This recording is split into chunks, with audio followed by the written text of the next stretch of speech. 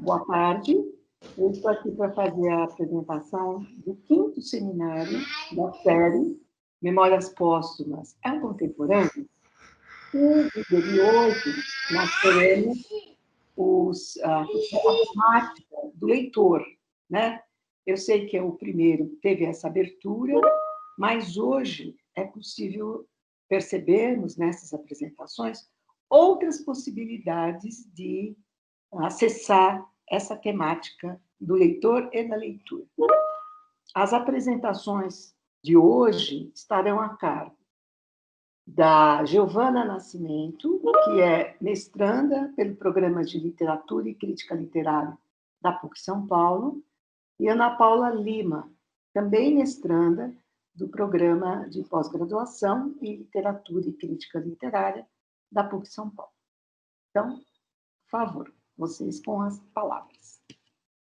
Muito obrigada, gente. Boa tarde, né?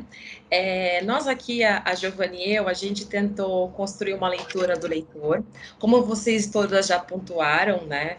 É muito difícil, na verdade não é muito difícil, né? Primeiro a gente tentou entender o que foi construído em torno da palavra leitor, né? Quais foram as relações que foram construídas ao longo dos anos em torno do conceito leitor, para depois a gente fazer um processo de desleitura, né? De desconstrução desses conceitos que estão enraizados na palavra leitor e propor a nossa nova leitura, né? A segunda leitura do conceito. Quem nos ajudou a construir esse novo olhar para esse espaço do leitor foi o Barthes, né? Pensando na perspectiva da linguagem e olhar para o leitor enquanto jogo de enunciação e jogo de palavra foi fundamental para a gente compreender esse espaço do leitor e como que a escrita vai ser, como que o Machado vai construir isso, né? No momento em que ele está construindo o texto. E compreender também o texto literário como um espaço, né? Como um espaço literário, o livro como um mundo, como um lugar fechado, né? Pensando no que o Blanchot propõe para a gente, né? Ele vai falar uma coisa muito bonita logo no começo, né? Ele vai falar que o livro é um mundo e o mundo é um livro, né? Então a gente pegou, e o nosso tema, ele é muito explorado, ele é muito explicado, tentando utilizar uma leitura fora do livro. Então a gente pegou e olhou para o livro, né? A gente olhou para o livro e pensou, né? O livro como um mundo fechado, né? Quem também nos ajudou bastante foi o Nancy, né? A gente vai pensar também na sonoridade e no jogo que é construído. E o Juntor, tá bom? Então, esse é o caminho que a gente vai trilhar aqui, que a gente vai tentar construir com vocês em torno do leitor, tá bom? Por favor, Giovana, próximo slide, por gentileza. Bom, aqui a gente tem a dedicatória famosa do Machado, né? Ao verme que primeiro roeu as frias carnes do meu cadáver, dedico como saudosa lembrança essas memórias póstumas, né? E esse texto aqui, tão explorado, o que aconteceu conosco, né? A gente percebeu que quando o Machado ele introduz aqui, né? Eu vou falar o Machado, mas quando a gente tem a enunciação desse ao verme, quem que vai ajudar a gente a entender isso daqui? É o Nancy. Quando ele usa essa expressão ao verme, ele coloca, né, esse corpo que está recebendo esse texto num estado de escuta, num estado de curiosidade. E é nesse processo é nesse momento que ele vai começar o que a gente vai mostrar para vocês, ele vai construir um espaço do leitor, ele vai corporificando o leitor. E essa corporificação do leitor vai começar pelo ouvido. Ele vai colocar o leitor num estado de escuta. E esse estado de escuta vai começar nesse processo de colocá-lo em estado de alerta, né? Ao verme. Por favor, o próximo. Não sei se você queria colocar, né, Giovana? Sim, é porque é interessante que essa dedicatória já acaba chamando a atenção desde o princípio, porque normalmente as dedicatórias são destinadas a alguém de prestígio. E como a gente tem as obras do Machado de Assis como comumente trazendo o leitor como a tematização ou como uma grande participação, a gente pensa que a figura a ser centralizada vai ser o leitor, e quando entra a dedicatória é para o verme, então já se cria esse paralelo entre o verme e o leitor. Além do que, já se cria uma inversão do próprio gênero confessional, que essa linguagem toda do eu não é dedicada para alguém no alto, mas sim para alguém de baixo. Já começa a se inverter tudo a partir daí. Exato. Não sei se está no próximo slide, né? De colocar o leitor. Tem uma outra coisa que a gente observou o seguinte, né? Se a gente pegar, por exemplo, os romances anteriores, tudo ligado a essa ideia de colocar o leitor à espreita, né?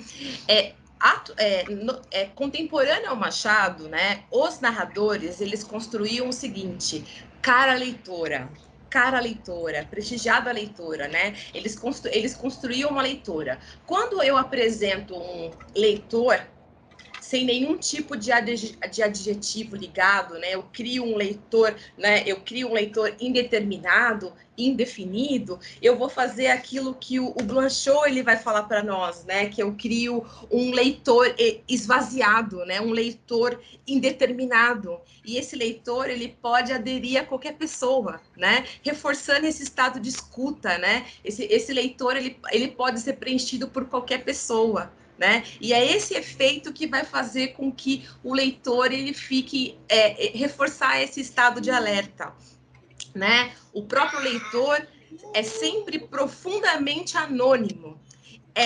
Não importa que o leitor único, mas transparente, não acrescentando seu nome ao livro, né? Então, anteriormente, acrescentava-se um nome ao leitor, né? E no caso, nome e gênero, cara leitora. Aqui não, aqui o leitor é anônimo. E aí a gente também tem o Weiser nos ajuda a compreender também esse fenômeno, né? Ele cria uma lacuna, uma indeterminação, um espaço vazio, né? Então isso, pensando em termos de linguagem, ele cria um fenômeno muito grande em torno dessa palavra leitor, né? Essa palavra leitor, ela assume uma proporção muito grande dentro do livro. A gente lendo o livro, a palavra leitor, ela não aparece tantas vezes dentro do livro como a gente imagina, né? Mas a palavra leitor, ela ganha uma dimensão dentro do universo ficcional do Machado, e essa dimensão que ela ganha no universo ficcional do Machado é por conta desse efeito linguístico que ele cria em torno da palavra, né? Então, pensando que o livro é um mundo fechado, né? As pessoas, elas tecem relações que é por conta das intertextuais, né, por conta do fora, mas na verdade é pura linguagem, é pura retórica, né, puro jogo de palavras. A gente coloca também aqui a ideia de duas narrativas porque é o seguinte, né, na apresentação anterior a gente falou que o Machado ele é um contemporâneo, né, e quando a gente pega, por exemplo, o Piglia vai falar que uma das características da ficção moderna é esse poder dela de contar duas histórias e uma história ser cifrada, né? Mas aí a gente vai com calma. Quando a gente lê o Machado, a gente percebe, lê o Memórias Póstumas de Brás Cubas, desculpa eu usar bastante o Machado, é que a presença dele é muito forte.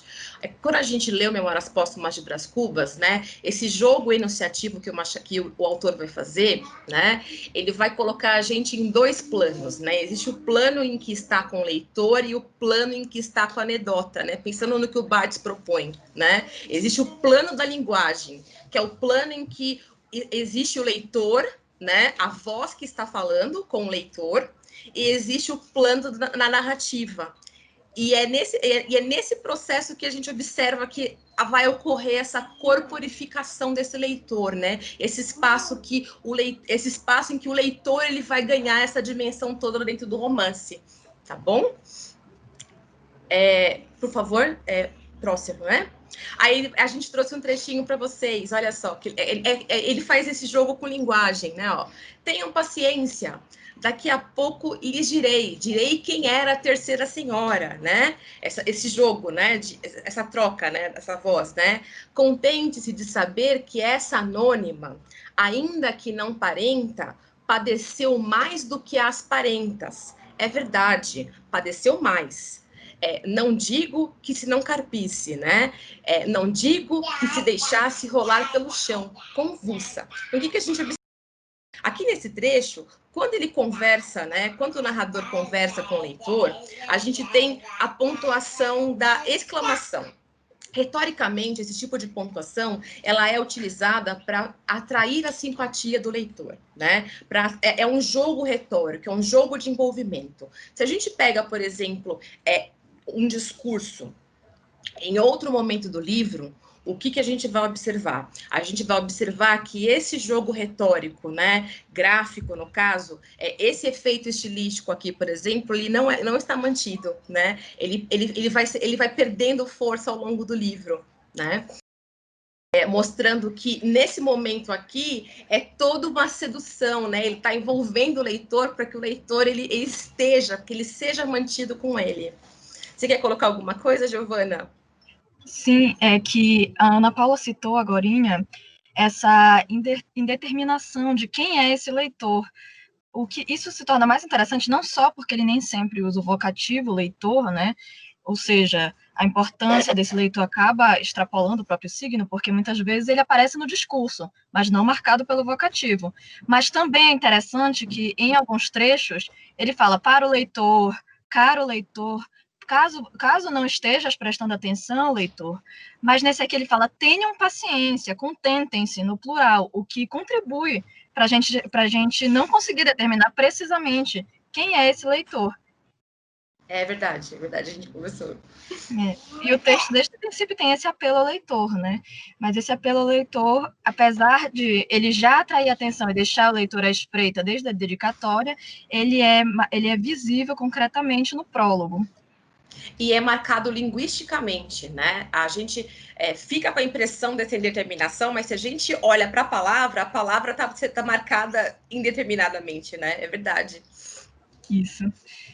E aqui nós temos o famoso prólogo, que é direcionado ao leitor.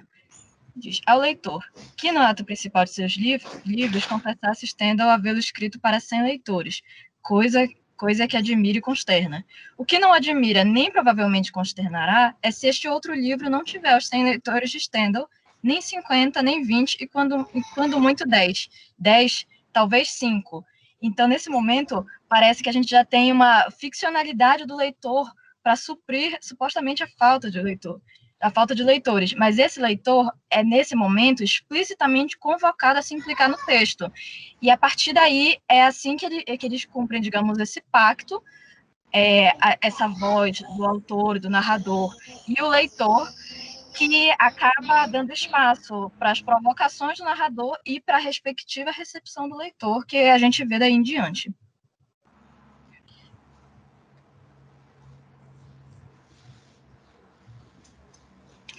Ainda no prólogo, que aparece a primeira definição dos tipos de leitor colocados pelo autor, que seriam o frívolo, o grave, e mais para frente ele comenta do bibliômano. O frívolo seria aquele leitor que vai só procura apenas um passatempo, uma diversão, enquanto o grave seria o crítico. E o bibliômano seria o que gostaria mais de ter o livro, mas apesar de ler e reler várias vezes, não consegue entender nada. A questão é que nenhum desses seria o leitor da obra, ou seja, não é com nenhum desses que ocorre a interação, que está sendo firmado o pacto que é necessário para construir esse universo narrativo. Exato, é um ciclo, né? A gente percebeu, né, que a gente percebeu que é um ciclo, né? Que tudo converge para essa construção dessa indeterminação desse leitor. Isso só amplia o efeito expressivo desse efeito. Próximo, né, Gi? A questão é que a gente acaba pensando em quem... se não é o leitor grave, nem o frívolo e nem o bibliômano, o leitor ideal dessa obra, quem seria? A questão é que, segundo o Iser, o leitor ideal seria uma impossibilidade decorrente da própria estrutura da comunicação, pois o leitor ideal deveria, digamos, preencher todos os vazios a partir da interpretação, todos os vazios deixados pelo autor na hora da construção da narrativa.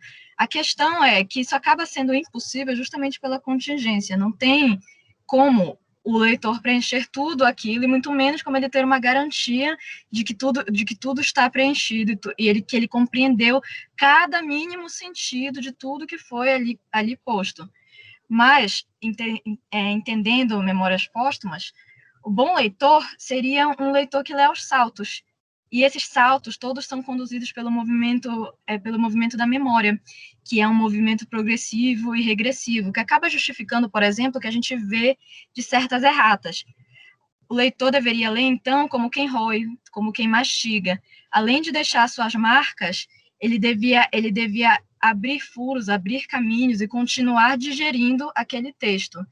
O leitor de quem o autor ou o narrador fala no início seria aquele que perceberia o grave e o frívolo caindo todos nas armadilhas que o narrador constrói, e aí poderia extrair uma fruição dessa própria indefinibilidade dentro da obra.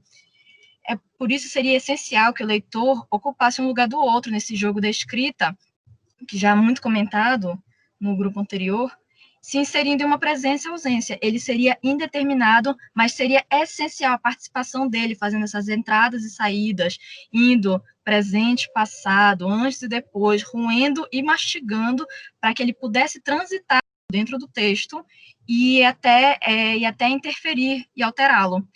Além do que, se nós considerarmos as erratas, então o próprio Brás Cubas seria um leitor que tem que reler o seu texto várias vezes para editar, fazendo essas entradas, saídas, idas e vindas.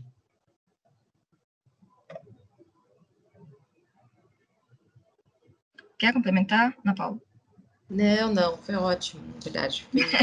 Foi ótimo, foi bem legal. É isso mesmo. Retomando o que ela falou, e nesse momento, né, desse roer, isso está em consonância, inclusive, com o ato da leitura que propõe o Barthes, né, porque agora a gente entra um pouco no nosso referencial teórico, porque o ato da leitura, ele é um ato de associação, né? E o Barthes vai falar o seguinte, que o texto de fruição, aquele que põe em estado de perda, aquele que desconforta, talvez até um certo enfado, faz vacilar as bases históricas, culturais, psicológicas do leitor, a consistência de seus gostos, né, de seus valores, de suas lembranças, faz entrar em crise sua relação com a linguagem, né? E é justamente isso que o texto faz com esse texto faz com o leitor, né? Ele coloca o texto em crise várias vezes, nesse ato de fazê-lo roer, de fazê-lo voltar, né? De se recusar a narrar, né? Partes do texto, né? Essa resistência de oferecer anedota. No capítulo Delírio, né? Ele fala, olha, se você não tem paciência para mim, né? Se você tem paciência para esse momento de linguagem, avance para a história, avance para a anedota, né? Se você, as passagens, todas as referências que a crítica tradicionalmente chama de intertextualidades, mas que também são grandes ressonâncias na composição da obra, né, são todas feitas nesse campo da linguagem, nesse ato de roer o texto, de buscar referências, né, é tudo no campo da linguagem. Pronto, Gi, você? Posso começar. Que nos denominamos de roer nos espaços vazios, trazendo essa citação do Iser. Apenas quando os esquemas do texto estão interrelacionados é que o objeto imaginário começa a se formar. Esta operação exigida do leitor encontra nos vazios um instrumento decisivo. Eles indicam os segmentos do texto a serem conectados. Representam, pois, as articulações do texto, pois funcionam como as charneiras mentais das perspectivas de representação, e assim se mostram como condições para a ligação entre segmentos do texto. À medida que os vazios indicam uma relação potencial, liberam o espaço das posições denotadas pelo texto para atos de projeção do leitor. Assim, quando tal relação se realiza, os vazios desaparecem. Isso seria a definição do Iser de espaços vazios, que na verdade seriam grandes pontos de comunicação, ou seja, o não dito no texto, o vazio, as lacunas, estimularia o leitor, mas ainda assim isso estaria submetido, todas essas projeções que o leitor faria, estariam autorizadas pelo próprio texto. Ou seja, o leitor poderia se movimentar e interferir no texto, mas, ao mesmo tempo, a sua atividade seria, ainda assim, controlada por ele. Pode avançar.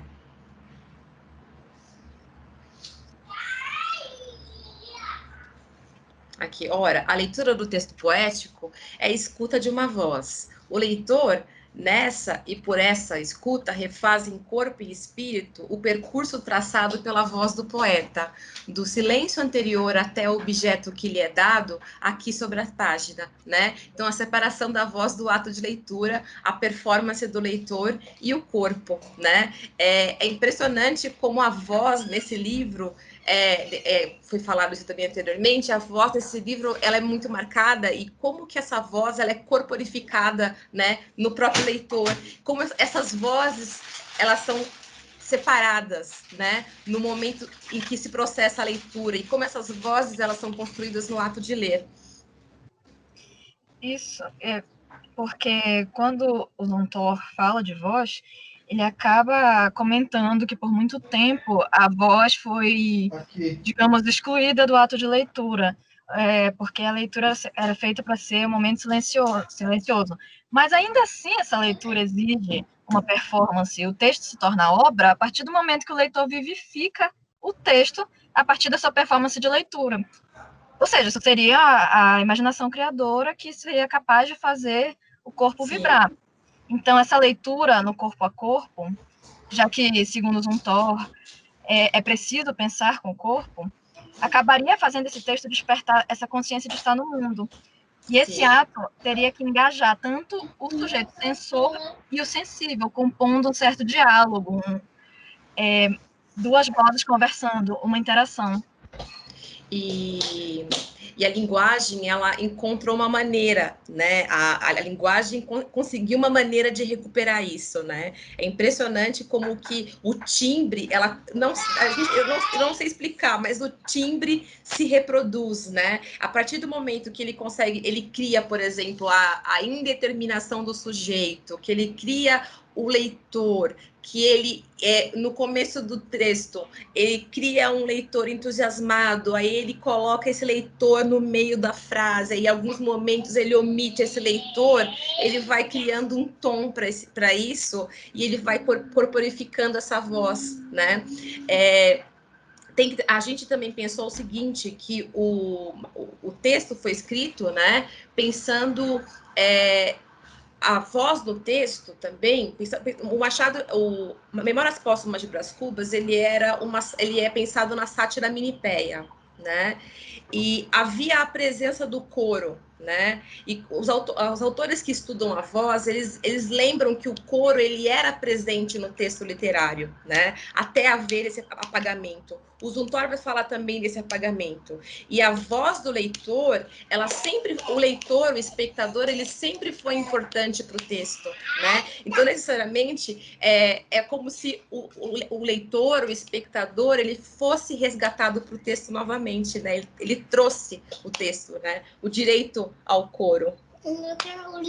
E esse texto em específico, ele é tão performativo que ele acaba exigindo que o leitor entre e saia da cena, se afaste e se aproxime várias vezes para que ele possa surtir os seus efeitos.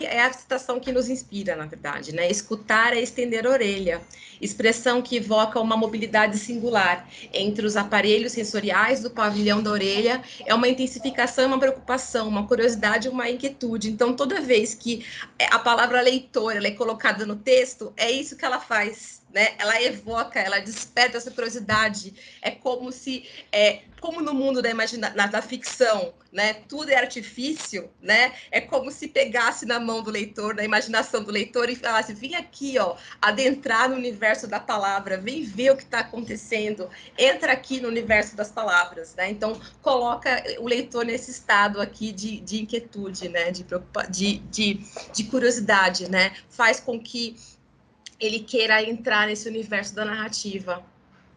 Próximo. E aqui, ó, o presente sonoro é desde o princípio o fato de um espaço-tempo. Ele se projeta no espaço ou, sobretudo, abre um espaço que é só seu. O espaçamento mesmo de sua ressonância, sua dilatação e sua reverberação. Este espaço é, desde o início, unidimensional e transversal em relação a todos os espaços. Sempre se destacou a expansão do som através dos obstáculos, sua propriedade de penetração e sua ubiquidade, que é o que a palavra leitor faz no texto, né? A palavra leitor, ela ocupa um espaço que é só seu, né? Ela distorce, né? A gente contou quantas vezes a palavra leitor aparece no Memórias Póstumas de Brás Cubas, não é nem 50 vezes, né? É pouco, dada a força expressiva que ela alcança, né? Dado o poder, o potencial que ela tem. Próximo, Gi.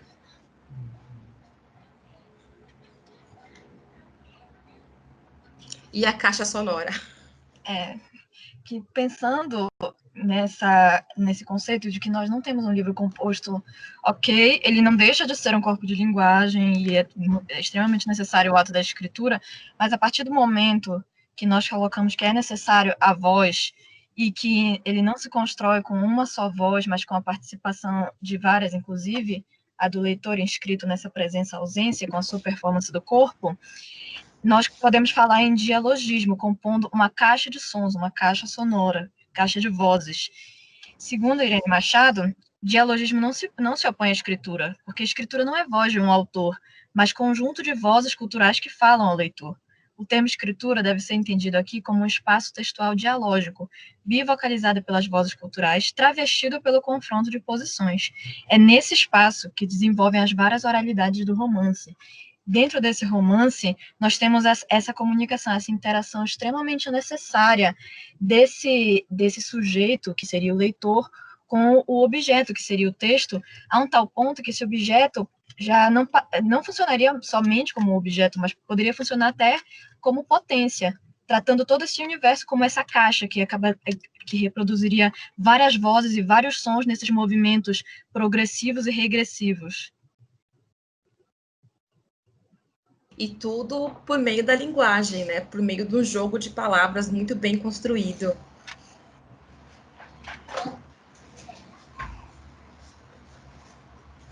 Pode ir.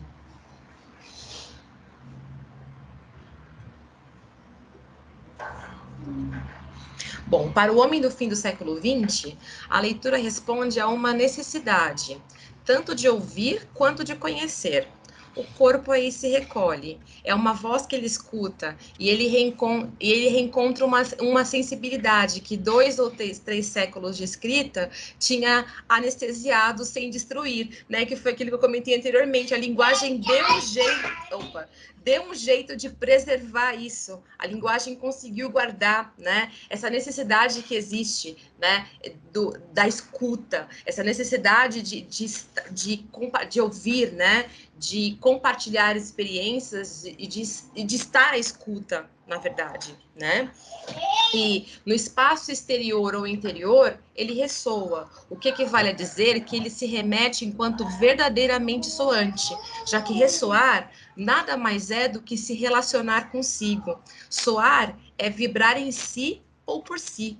Não é somente para o corpo sonoro emitir um som, mas é de fato se estender, transpor-se e se resolver em vibrações que de maneira concomitante o relacionam consigo mesmo e o colocam fora de si, né? Você quer colocar alguma coisa, Giovana? Eu queria dizer que porque a gente adota esse conceito de caixa sonora, a gente tem que adotar esse conceito de ressonância, né? Porque nessa caixa ficam-se as vozes ressonando, reverberando e participando com a escuta e o corpo. Por isso, nós destacamos alguns pontos dessa ressonância. Sim, porque o Blanchot ele vai falar que o livro, ele só se, que o livro precisa da leitura, né? E essas vozes que estão guardadas nessa caixa sonora, elas serão ouvidas nesse processo da leitura, né? Isso. Aí nós separamos aqui alguns pontos. Por exemplo, a Virgília, que tem tanto no capítulo 26 quanto no 27. No 26 que ele fala, o autor hesita, que é quando o Brás tá pensando, Virgílio, o pai dele fala, esse é o nome da sua noiva, Virgília. E aí passa para o capítulo que fala da Virgília. E esse capítulo nos remete ao capítulo 9, que é quando ele comenta a primeira vez quem foi Virgília. Já nesse capítulo 27, ele está dizendo, Virgília, mas seria aquela mesma? Ou seja, são pontos que ficam fazendo essa ressonância, todos interligados pela memória, o que acaba justificando esse movimento de progressão e regressão, esse movimento dúplice. Outro que a gente destacou seria também o Piparote, que ele aparece que escapou a Aristóteles. Virgília é movida por um piparote, mas ele aparece primeiro, a palavra aparece primeiro no prólogo. Pode até parecer que não está empregada no mesmo sentido, mas é interessante que isso remete mais ao leitor, não tanto a palavra em si, porque no prólogo o autor fala, se não te agrada, leitor, pago-te com um piparote. E esses piparotes são como os apelos que ele faz em vários momentos da obra ao leitor, chamando a atenção. Preste atenção, leitor. O que você ainda está fazendo aqui nesse capítulo?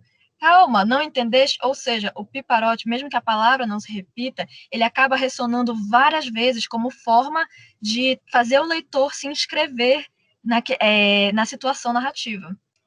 E o Quincas Borba também, que no capítulo 59, um encontro, se fala, seria o Quincas Borba do passado, porque antes ele já remete a um capítulo 13, um salto, que é quando se fala do Quincas Borba, que era um amigo muito antigo, e esse chega a extrapolar a nossa caixa sonora, já que nós temos posteriormente a obra Quincas Borba. Várias vezes acontecem outros pontos de ressonância. A casinha, várias palavras, quando ele fala volta, mas seria esse do passado? Mas seria isso? Mas seria aquilo? Me corrijo, no capítulo anterior disse tal coisa, não é? São esses pontos de ressonância que justificam essas erratas desse narrador que também é leitor e editor. Pode, Ana Paula.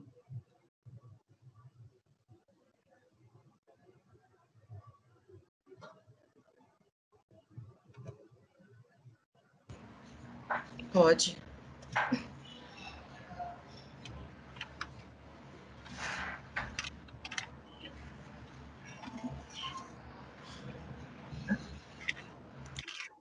Nós temos aí alguns espaços que seriam espaços possíveis para esse leitor, já que nós estamos analisando.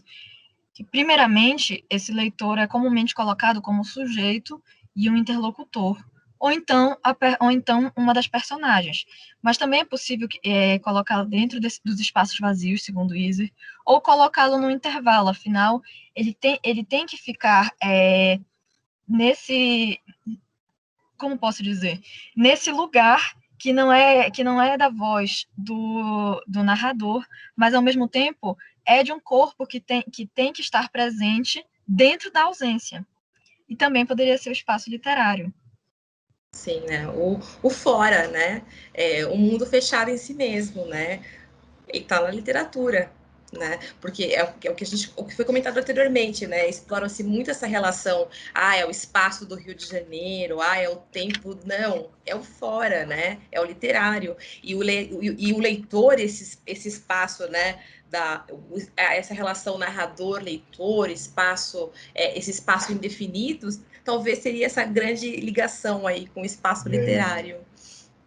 Até essa própria indeterminabilidade, porque quem é o leitor? É o frívolo? É o grave? Então, não sabemos. O leitor, nesse caso, teria que ser um outro, né? Um outro sem necessariamente um nome, uma biografia ou uma história.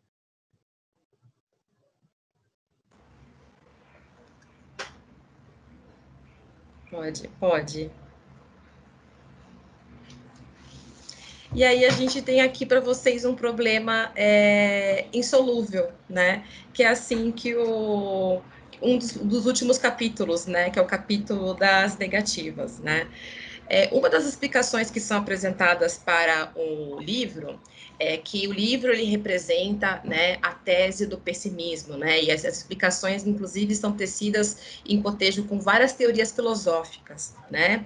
O que a gente observa pensando nesse espaço do leitor, nesse lugar do leitor, nessa indeterminação do leitor, essa projeção que o leitor ocupa dentro da obra, né? É que a gente observa o seguinte, que nessa construção retórica, nesse jogo de palavras, a palavra leitor, ela ganha uma dimensão muito grande no começo do livro, aí depois ela vai se esvaziando, e depois essa comunicação, ela cessa, né? Essa comunicação, ela é interrompida, o narrador, ele não dialoga mais, ele não se refere mais ao leitor, ele não conversa mais com o leitor, ele cessa essa comunicação. Aí qual seria a explicação, né? A explicação apresentada é a tese do pessimismo, mas será que essa sensação que fica não é esse fim dessa interação?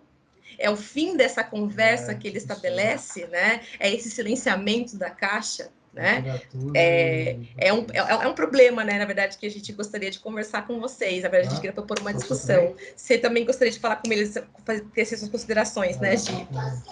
Porque é incrível que a gente estava reparando que o último capítulo é das negativas, que ele fala tudo que ele não fez em vida, não tive filhos, não fiz isso, não fiz aquilo. E aí a gente tem esse instinto de achar que o pessimismo vem daí, que a gente está triste. Mas por que a gente está triste? Porque ele não fez? Porque ele morreu? A gente sabe desde o começo que ele está morto. Isso já é claro para a gente, mas não é por isso, é porque é o fim de uma conversa, é o fim dessa interação, é o silenciamento dessa caixa sonora que estava ressoando. Então, é nesse momento que a gente tem a morte de toda essa conversa, de toda essa interação. E é incrível como a morte foi justamente o que deu início a essa interação. Afinal, o começo do livro já é a dedicatória ao verme que roeu as frias carnes do meu cadáver. Ou seja, é um jogo que inverte tanto as coisas e acaba voltando elas para o início, que faz com que o leitor acabe roendo do início ao fim, progredindo e regredindo, e mastigando o livro, fazendo esse movimento para frente e para trás, da primeira palavra até a última. Reforçando a ideia de que o livro é um mundo, né? Que a gente pensou no começo. Isso, é o próprio universo. É o próprio universo, e que o autor, ele se vale de vários artifícios, né? E no caso aqui, a linguagem foi, nossa, maravilhosamente muito bem usada. Bom, é isso. Bom. É o que nós temos para apresentar. Certo. Muito bom, eu acho que vocês conseguiram, né, fazer uma proposta de leitura do livro à luz dessa temática do leitor, que eu já havia dado início, mas de um outro jeito. Isso que eu achei legal, né? Com outros instrumentais teóricos, outras chaves de leitura, né? Só fiquei com duas questões que agora eu coloco, não só para vocês, mas para o grupo todo. Primeiro, me estranhou muito vocês iniciarem com a dedicatória desse jeito. Uma dedicatória toda linear, quando vocês sabem que não é assim. Né? Eu mesmo iniciei mostrando que a edição original, esta é a dedicatória, é um túmulo. Isso é uma diferença imensa. Já se corporifica que o leitor vai entrar dentro de um túmulo. Vai mesmo. E de lá ele vai extrair isso que eu gostei muito de ver, essa caixa de ressonância. É mesmo. Então, não há morte. Agora, retomando a questão final. Não há fim da conversa. Não. Todo fim é um novo início. Né? A gente até comentou, não há pessimismo. Essa leitura, que o livro é pessimista, tem que ser, depois de tudo que nós fizemos, a gente não pode continuar dizendo isso. Não faz sentido nenhum. Né? Então, ao contrário, ele não teve filhos, mas ele gerou um livro. Imagina o que é isso. Essa caixa que continuará a ressoar, perpassando séculos, mais do que um filho, né? Aliás, essa ideia, né, um livro como um filho, não é nova, né? Você não teve filhos, mas você produziu um livro. É exatamente isso. que acontece. Então, não há fim da conversa, né? Há, na verdade, um novo início, porque agora ele gerou um livro, então é esse espaço vazio, né? Ele está negando o capítulo das negativas. Mas o que ele ocultou? As afirmações, né? Este livro, ele é feito de negativas, mas ele existe, ele é um material vivo, ele é uma vida. E gostei muito da leitura de ressonância, né? Porque há um perigo de se entender ressonância como som. Está falando a escuta de som. Não, né? Para Nancy não é som simplesmente, mas é qual todo signo ressoa, né? E no Memórias, isso é vital, como vocês mostraram, porque como eu comentei também logo no início, a memória nesse livro se faz por ressonância, de um capítulo em outro, de uma citação que retoma, né? Parte, se apropria de um texto e ressoa dentro da citação. Então, ele é uma grande caixa sonora. E o delírio, então, faz isso com perfeição, né? Porque ele é uma caixa que ressoa, recebe e devolve, recebe e devolve, se espalha, se espraia pelo livro todo. Então, eu acho que essa ideia do livro como uma grande caixa de ressonância e ver a memória como isso, né? Memória não é um sujeito lembrar da sua infância, de quando ele ficou mais velho, sabe, essa linha autobiográfica. Agora, memória como ressonância é muito mais ampla, né? É isso que o livro propõe, inclusive ressonância material, feita no livro, dentro do livro, entre os capítulos. São seres vivos, né? É um livro vivo, é um corpo vivo. E não é um corpo morto que está no papel e lá fica, né? Mas ele é pujante de vida. E a função do leitor, acho que foi a Giovana que falou, né? Realmente, e aí muito o Zumthor, né? O leitor é aquele que, de posse desse texto potencial, feito de luzes, de cintilações, como colocaram no contemporâneo, feito de estrelas, né? Que brilham, como os vagalumes lá, né? Eles são pulsações. Cabe ao leitor unir essas pulsações e criar a sua leitura, como o seminário anterior fez ao falar desse espaço da morte. Tá? Mas, de qualquer forma, eu acho que vocês estão de parabéns pelo modo como enfrentaram essa temática tão retomada e que precisa de novos instrumentais, não é? Novas ressonâncias. E vocês trouxeram muitas delas. Então, é isso que eu... Obrigada. Alguém teria, assim, questões, ou vocês próprias, responder a isso que eu coloquei, como que vocês se posicionam aí?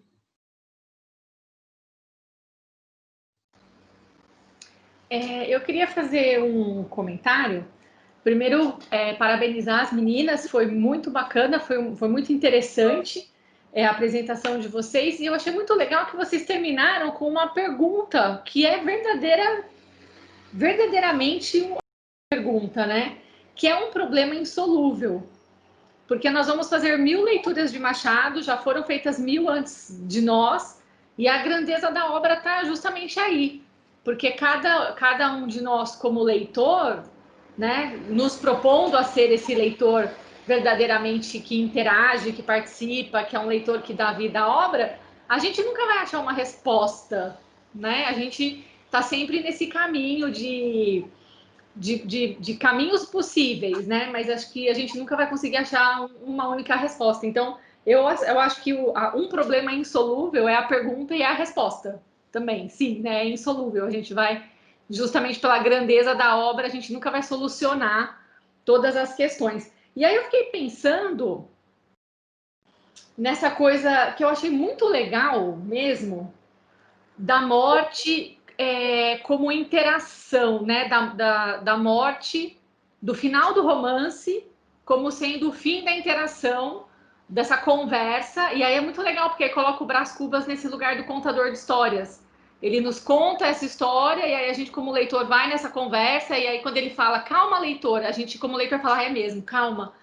Né? Então, a gente mantém essa interação, e eu achei muito interessante a questão de que a interação começa com a morte dele, então a morte como berço desta interação, e aí quando ele acha que é o momento de acabar, ele acaba naquele capítulo das negativas, que seria a campa, né, que terminou a interação, mas aí começa a ressonância, uma nova ressonância, porque a interação com ele ali no livro, né, a gente encerra, ele encerrou, na verdade, ele que decidiu a hora que ele queria acabar, ele encerra, mas a gente fica, né, com o Brás nos acompanhando, um pouco como a Mirtz falou no seminário anterior, a gente fecha o livro, a interação ali efetiva acabou, mas parece que aquela coisa fantasmática está aqui piscando para a gente, porque a gente não consegue esquecer, né? Passar 200 anos e a gente está aqui discutindo ainda. Então, essa coisa do berço que é campa continua grudado,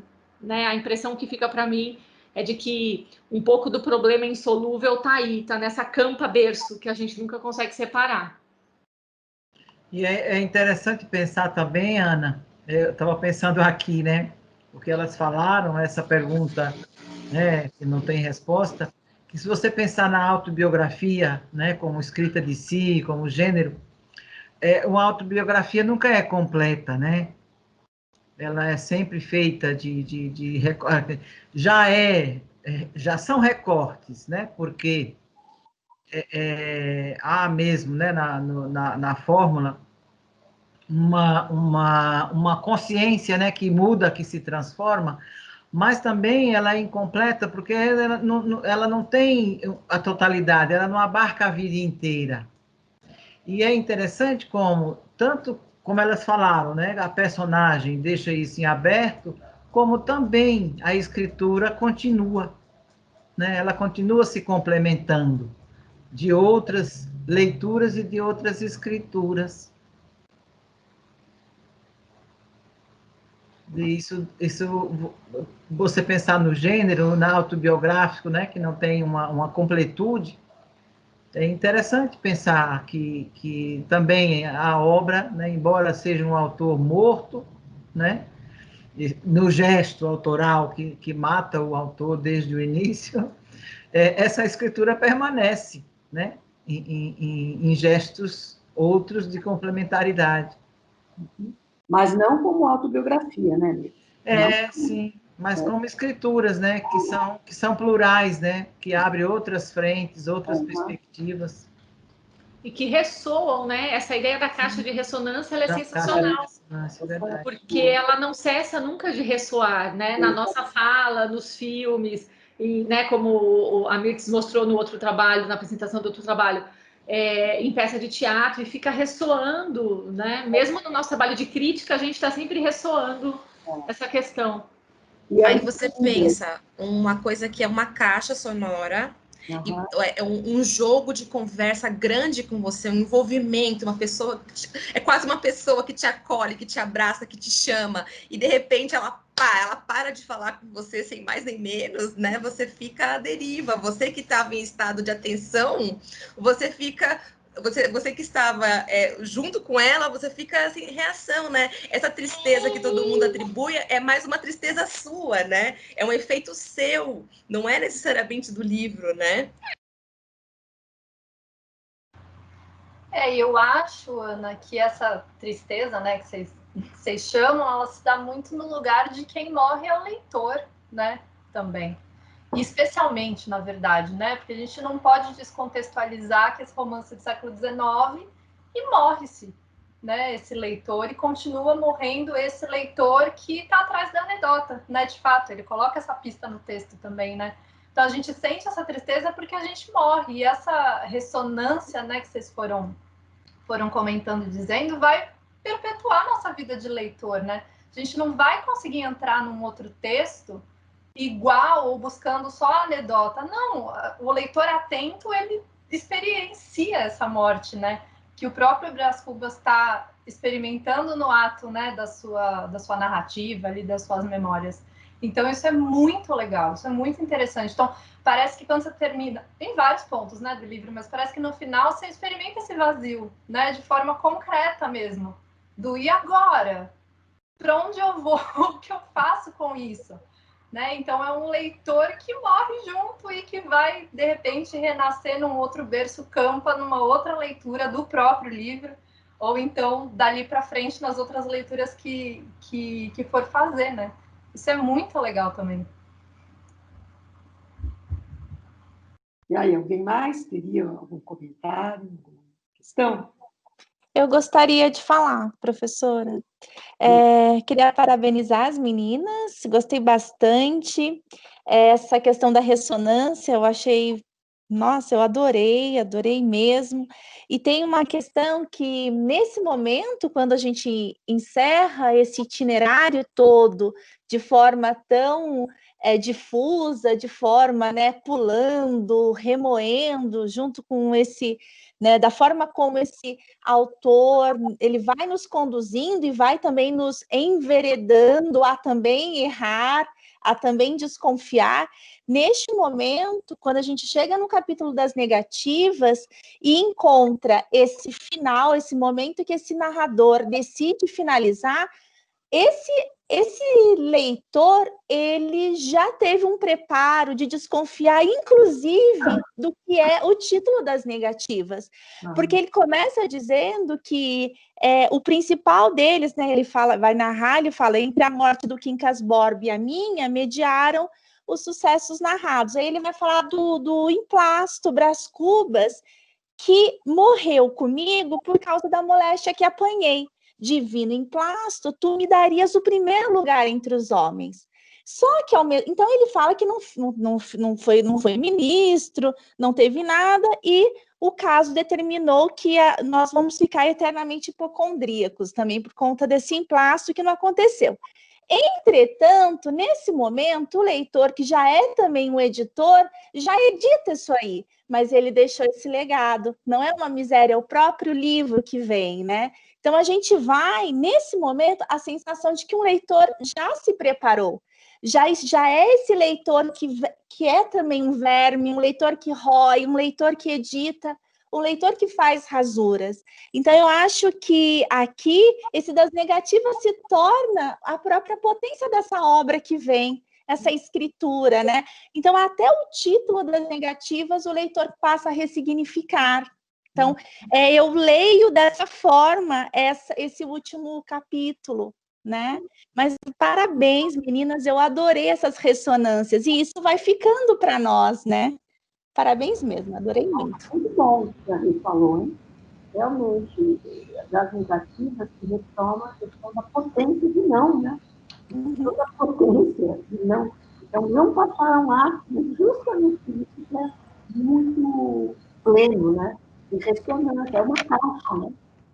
Aparentemente vazia, mas lá de dentro é o Pandora, né? Do ventre de Pandora saem muitas coisas. Então, esse fim realmente é uma potência de vida, e não o fim de uma vida. Muito bom, e a gente lê as negativas de outro modo, né? Não como bipolar, positivo e negativo, mas como o estado de negatividade gerando potência de vida, né? Isso é muito legal, né? Eu acho interessante pensar que quem rói, come. Uhum. Quem rói se alimenta daquilo que está roendo. Então, você é diferente ao terminar. Você se apropriou de todo um método de percepção, não é? E você se alimentou daquilo que ele possibilitou você se alimentar, não é?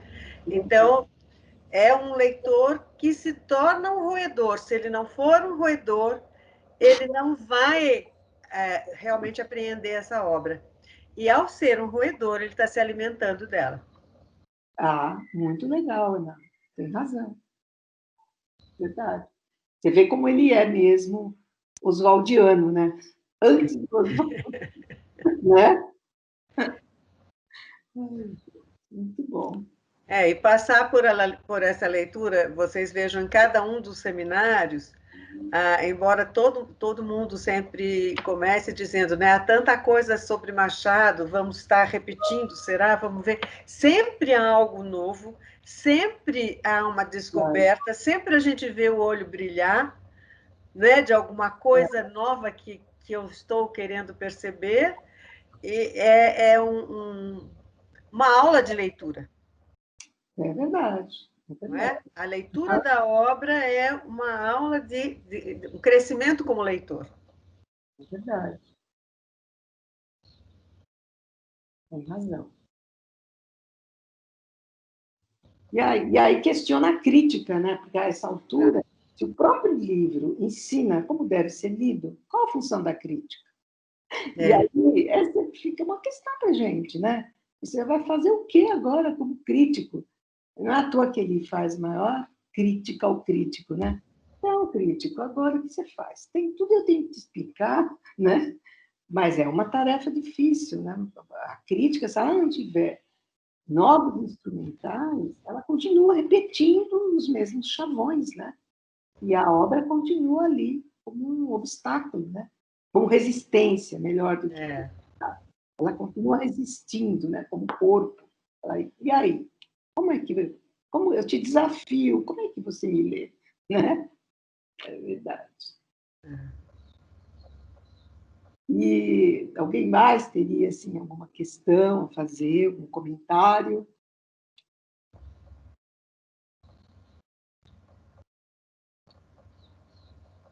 Não? Nenhum mais? Quando ele faz a crítica à crítica literária, e, o leitor, você que é crítico, ele faz, inclusive, obviamente, com toda o sarcasmo, não é? Um modelo de crítica, obviamente. Não é? E o modelo, inclusive, da crítica jornalística, tão em voga na época, até muito em voga. Quantos jornais que publicavam literatura e que publicavam críticas, havia essa busca por essas críticas, não é? E essa crítica rápida do gostei e não gostei. Não é esse processo de ler que nós fazemos hoje, e que não consideramos a nossa leitura como a leitura. Verdade. Inclusive a crítica realista, né, Ana? Que a época você tinha tanto realismo como gênero, mas como crítica também. E aí se buscava o positivismo. Então essa relação obra e realidade, causa e efeito. Olha aí, não é à toa que o Capistrano de Abreu, né, o primeiro dos críticos, se pergunta: Memórias Póstumas serão um romance? Porque com os instrumentais que a crítica tinha, ele não era um romance. Ele estava nas negativas, o modelo. O modelo, a questão de se aproximar ou se distanciar do modelo ideal. Ele está propondo uma outra paradigma para o gênero. E exatamente essa é a temática do nosso próximo seminário, já que tem esse link, eu já vou fechar e abrir, que nem das negativas. Então, há um poema do João Cabral que ele diz que a voz do leitor, né, na folha do livro é como o vento na folha, na folha da árvore. Né? Que sem o movimento do leitor nas páginas do livro, o livro está morto. Sim. Né? Então estava enterrado já o Brás. Se não tivesse alguém que folhasse o livro que eles faz além túmulo. Me vem muito esse poema do João Cabral, que é folhando o livro que é como se você, ao folhar, o seu movimento desse vida àquelas páginas. A sua leitura é que dá como o vento move as folhas da árvore. Sim, verdade. Bem bonita, né, essa imagem, né? Bonito esse poema, aliás. Muito bonita essa imagem. Mas é isso, né? Então... Muito bom. Então, encerro por aqui esse seminário e convido todos para o próximo, que será exatamente esse tema. Memórias Póstumas é um romance? Né? Essa é a questão que eu deixo para o próximo seminário da série Memórias Póstumas, um contemporâneo. Então é isso. Muito obrigada e até o próximo. Até o próximo.